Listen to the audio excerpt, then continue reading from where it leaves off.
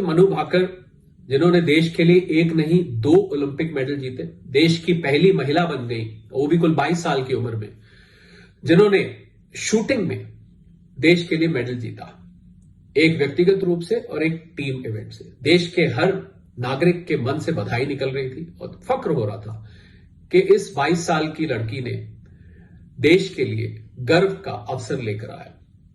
पर कुछ लोगों ने बधाई देने का कुछ और तरीका निकाला। कुछ ब्रांड्स ने, अखबार में और टेबलॉइड्स ने बड़े बड़े एड देकर मनु भाकर की फोटो लगाकर और अपने ब्रांड के साथ लिख के कि हम बधाई देते हैं। अब वो शायद इस बात को नहीं जानते थे या जानते थे, ये हम नहीं जानते इस बात को, कि किसी भी सेलिब्रिटी का जब आप फोटो इस्तेमाल करते हैं और एक एडवर्टाइजमेंट में यूज करते हैं तो उसको एंडोर्समेंट की कैटेगरी में डाला जा सकता है। यानी कि लोग ये मान सकते हैं कि ये सेलिब्रिटी, ये स्पोर्ट्स पर्सन, बॉलीवुड के जो भी वो हो, यहां पर मनु भाकर थी, कि वो शायद आपके ब्रांड को एंडोर्स करती हैं और उससे ब्रांड को लेवरेज मिलता है, उस ब्रांड की बिक्री बढ़ती है। एडवर्टाइजमेंट से जो भी फायदा किसी ब्रांड को होता है वो फायदा उसको मिलने लगता है, क्योंकि आप किसी जाने पहचाने चेहरे को, किसी सेलिब्रिटी को इस्तेमाल कर रहे हैं।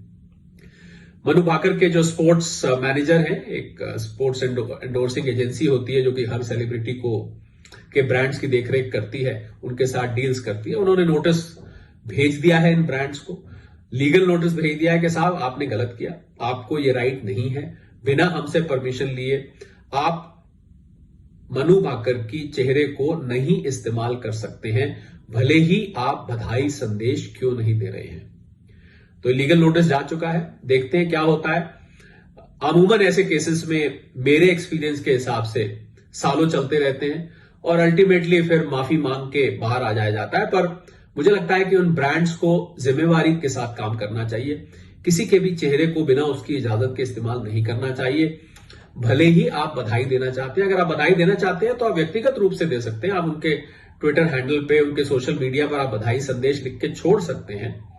पर आप पब्लिकली अगर बधाई दे रहे हैं तो आप क्या बताना चाह रहे हैं कि आपका ब्रांड मनु भाकर को बधाई देता है, तो फिर ब्रांड का नाम आप क्यों साथ में ला रहे हैं। तो मुझे लगता है कि ये क्लियर वायलेशन है, कानूनी उल्लंघन है और इसको सभी ब्रांड्स को ध्यान रखना चाहिए। नोटिस उनको जा चुका है उनकी स्पोर्ट्स एजेंसी की तरफ से, देखते हैं नोटिस का क्या होता है।